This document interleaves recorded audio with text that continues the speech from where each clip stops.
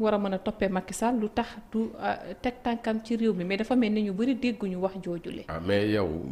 man lan Macky Sall lan moo koy teg tànkam ci dëkk bi loolu moo ma njëkk a jaaxal quoi xam nga yéen a indi question. parce que y a des martyrs yoo xam ne seen waajur yaa ngi jooy. mais martyrs te jàpp nañ ni responsable xam nga la responsabilité mënuñ ci génnee Macky Sall parce que c'était lui le président de la République. xam nga moom mooy président de la République. voilà mais est-ce que balaa nga ñoom martyrs yi ki ñu doon défendre nag. Macky Sall moo demoon sooy bëti. xam nga li histoire bi ngeen mënul la kenn mënut a dëpp histoire bi mënut a dëpp Macky Sall nekk na fekk Ousmane Sonko dem élection législative jàll pile foo res amul problème Macky Sall nekk na fekk Ousmane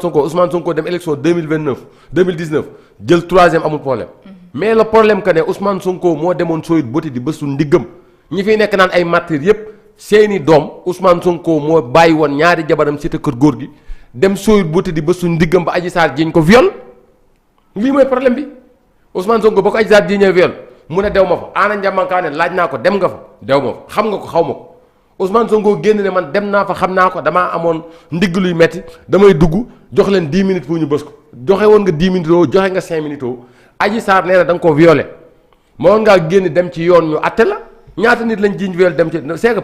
problème bi lañ bañ ñu dëpp ko Macky Sall amul benn problème Ousmane Sonko moo demoon sóot bëti ñu jiiñ ko viol nanguwul dem ci tribunal ñu wuyu ko mu génn ne leen kaay leen ñu xeex appel en résistance parce que xam na ne viol dañ ko criminaliser su demee kaso dina fa def 5 ans mu génn waxal Mame Mbaye Niang lu dëgg ci penc bi ñaar yi la Ousmane Sonko doon xeex jël ay doomi sénégalais ëttal leen ci kaw armée bi ñan lañ doon xeexal ñi dee ñan lañ doon xeexal laa wax dañ doon xeex ak waa APR wala population bi. Macky lañ doon ñi xeexuñoo ak Macky c'est la République du Sénégal lañ doon xeexal Macky Sall APR bu doon xeex ak Macky Sall waa APR dañuy dem attaqué c'est su APR dañ ko laal. kër Macky Sall Mermoz dañ koo laal ko doon xeex ak Macky Sall kay Mermoz ngay dem taal këram Amadou Sall dañ koo laal wala Mayram Faye Sall wala doomi Macky Sall yi kuñ doon xeexal la République du Sénégal la République de notre pays lañ doon xeexal militaires yi seen loxo dagg nag ñi seen loxo dagg policier bi ñu jàppoon fii Parcelles Assainies di ko dóor birig di ko diri nag kooku kan la Pastef a défié l'armée de l'institution de notre pays Ousmane Sonko mooy leen jël leen 200 000 personnes ñu dem délousser de l'institution de la République président Macky Sall. waaw Macky Sall sax waxoon na fi day déloger Ablaye Wade. waaw non Macky Sall waxoon na ko. mais est-ce que def na acte bi. ah Sonko dafa def acte bi. lu mu def jógul fii ànd ak nit ñi jëm pale bi waa Pikine jaaree fii ci kaw pont bi Pikine di fay mu ne 200 000 nañ dem kenn ku ne jóge ci benn koñ Dakar ñu jëm pale xanaa boobu nekkoo woon Sénégal. ok man xanaa boobu nekkoo woon Sénégal. lii am ci réew mi le principal responsable ci Ousmane Sonko. d'accord ma xam nga cassette bi. buñ dindee loi amnistie bi rek assemblée moo am majorité am lépp lu tax nangul dund loi amnistie bi Barthélémy Dias nee na moog ñoom Ousmane Sonko ànd nañ def loo xam ne bis bu ñu ko tegee ñoom ñëpp kaso lañ jëm cour de la haie lañ jëm. assise lañ leen di àtte chambre criminelle lañ jëm Barthélémy Dias de ko wax. wax na ko man mi wax na ma ko. waaw kon jàpp naa ne li amoon ci réew mi lu mal association malfaiteur Pastef ñoo àndoon ak ay malfaiteurs ci réew mi attaqué édifice public du Sénégal ba yàq suñu àll réew lu toll ci 246 milliards Macky Sall bi mu fiy jógee gisate nga benn mandarga ci li waa Pastef yàqoon. gisate nga ci benn mandarga lépp la Macky Sall defaraat 246 milliards la ñu yàq ci àll réew mi taal université ba taal amphithéâtre université. d'accord léegi bëgg dem bu fekkee ne Ousmane Sonko martyrs yi amoon. Macky Sall. Ousmane Sonko nee na maa joxe ordre pour ñu dugg université. te bu dee suba dañ ko defaat ma joxaat ordre Ablaye Ba mi dee kon kan mooy responsabilité bi jàppuñu ci Modou Fall tëj ko. ok lu tax ñu tëj ko daf ne bu dee ñoom ñoo wax ne ñoom ñoo joxe ordre ñoom ñooy responsable. léegi comme Modou Fall neen da nga ne responsable nga jàpp Modou Fall tëj ko. ba pare waa Pastef taxaw ci plateau yi ne kon ku ne Macky Sall mooy responsable ci dem ban procureur mooy def procureur bi tëj Modou Fall. moo gis ñu jàkkaarloog ne Macky Sall mooy responsable ci li amoon ba pare tëju ñu leen te Pastef ñoo demoon défier la République du Sénégal. d'accord alors ñu comme ni ma ko waxee ñu bëri teertu nañ ko ñun ñu ngi fa woon gis nañ mbooloo bi ak li ko teertu alors ñu bëri aussi jàpp ni président Bassirou Diomaye Faye Macky daf ko nekk di piéger et que il est venu pour refaire son image au niveau mondial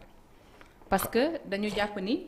comme li ma wax léegi dafa doon faagaagal ab adversaire am politique muy Ousmane Sonko ay nit dee nañ ci mu am lu mu soxla au niveau mondial soxla li nga xamante ne moom mooy refaire son image au niveau du pays natal muy Sénégal moo tax mu ñëw gisee ak président Bassirou Diomaye Faye beneen question bi mooy tey lan la mën a jural président Bassirou Diomaye Faye venu Macky Sall parce que ñu bëri aussi surtout ñu faree ci Pastef jàpp nañ ni c'est lui le perdant dans l'histoire. mais ñun dañuy sant président Bassirou Diomaye Faye en tant que institution de la République. Parce que dafa jël institution bañ ko jaawale ak politique. Il est le chef suprême de l'armée, président de la République. Macky Sall ba mu bëggee jot secrétaire général ONU le 11 décembre bi ñuy defar anniversaire wu Macky Sall bi ñu wàccee ay kaamil ci suba teel gi ma yónnee ko fekk na ko mu ngi jëlee vol Arabie Saoudite jëm Oman nee na un pays lay def par jour Macky Sall il a fait un tour du monde boobu président Macky Sall doon def nag di wër président yi di wax ak ñoom ci aux questions de secrétaire général parce que Macky il fonctionne comme ça Macky Sall bi muy laaj réew mi dafa def 2 fois tour du Sénégal. dem fekk sénégalais bu nekk dëkkam xam lan mooy jafe-jafe sénégalais yi ñëw indi équité territoriale moo tax li mu def ci Sénégal mu def ko Macky Sall di wut secrétaire général ONU def un pays par jour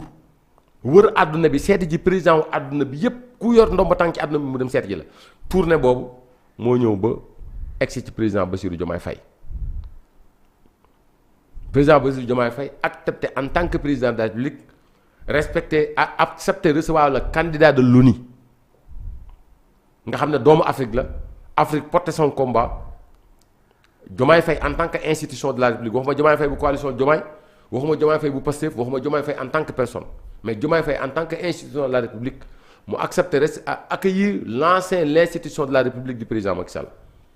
loolu dañ ciy sant bu baax Diomaye gërëm ko parce que dafa jaawalewul politique ak institution wu dëkk bi y a politique y a l'institution il a accepté recevoir l'institution boobu nag di président Macky Sall dafa nekk candidat à la candidature de l'ONU Diomaye Faye war a waxtaan ak président Macky Sall ci candidat wu ONU bii di demander ONU lan la ko Diomaye Faye di yóbbante pour bu demee bu nekkee secrétaire général ONU pour mu man koo reféeraat ci biir ONU ba gouvernance mondiale bi gën a jaar yoon Macky Sall doon ñëw di exposer Diomaye Faye son programme Diomaye Faye di doon jël ci programme ajouté ci li mu xam en tant que institution de la République en tant que République du Sénégal lan la ci Diomaye Faye di asat Raphaël Gorossi bu demandé woon Diomaye Faye pour mu recevoir tey mu recevoir ko. tous les candidats de l'ONU parce que candidat à la candidature lay doon ku ne ci ñoom mën naa gagné ONU tey ku ci demandé woon Bassirou Diomaye Faye pour mu recevoir la Diomaye Faye dana la accordé de recevoir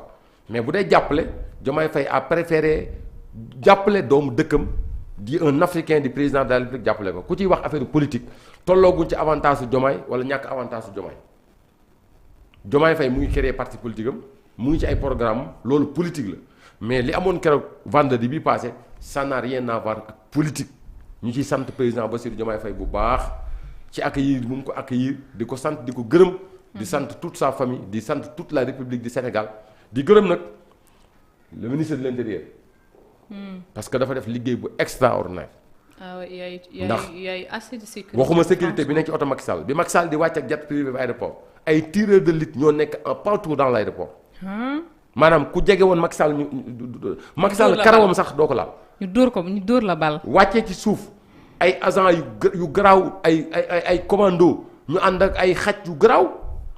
Macky Sall nekk sécurité comme ni Trump ak Poutine amee woon sécurité Macky Sall bi wàcc aéroport sécurité bu mel noonu la am.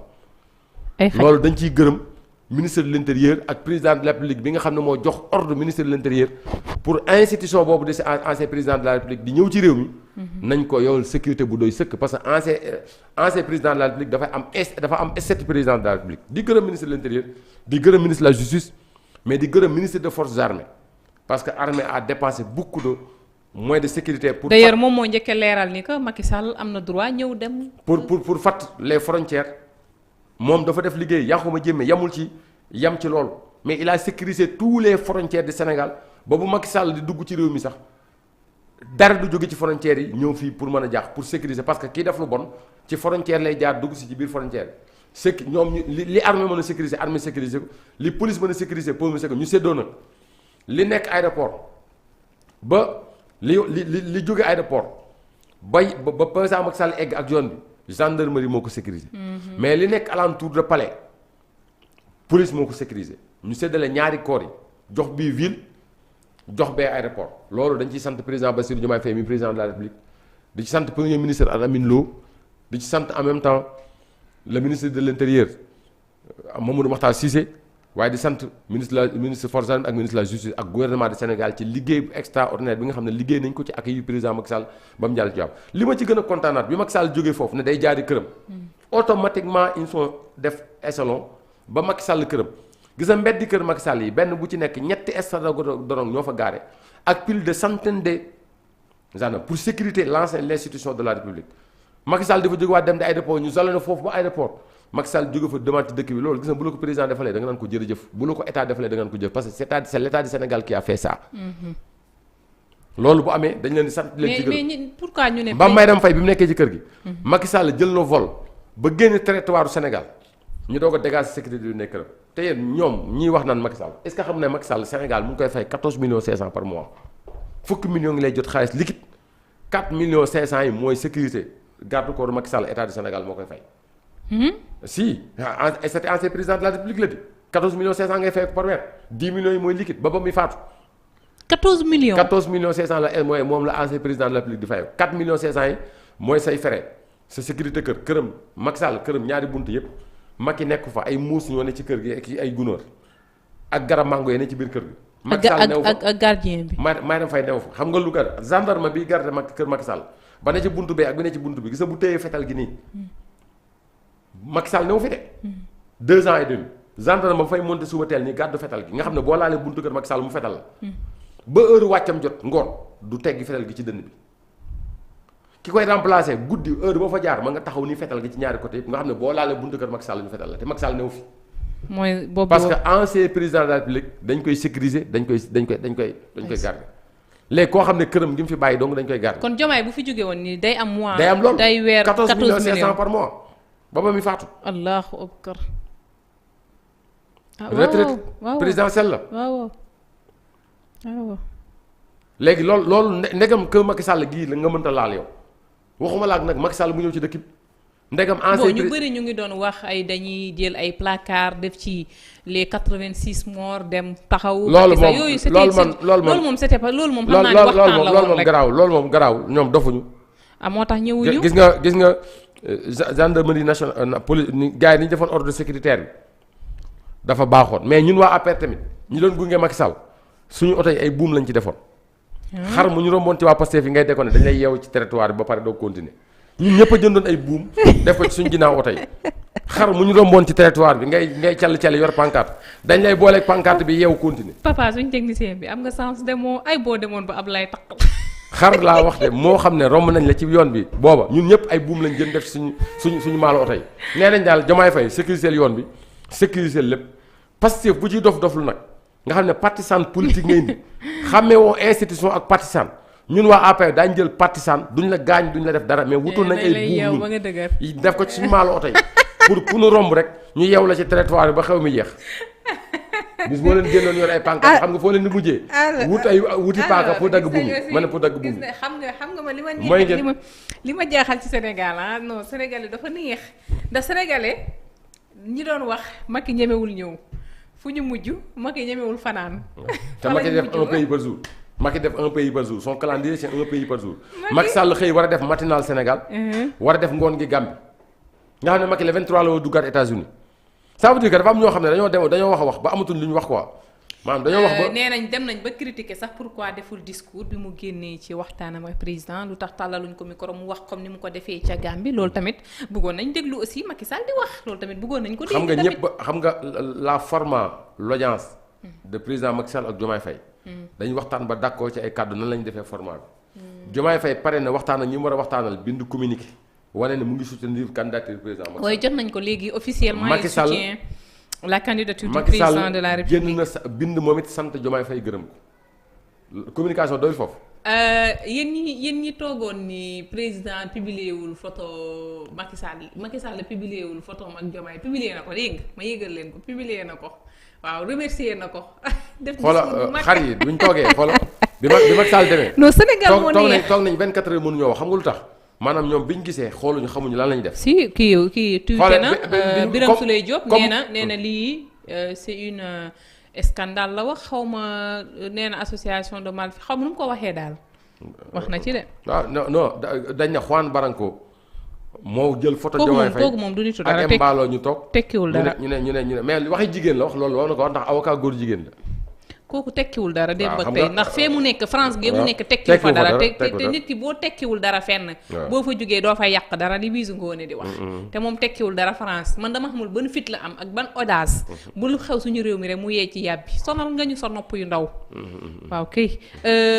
alors ñu xëy Macky Sall ñëw na dem na Ablaye ñu gis ni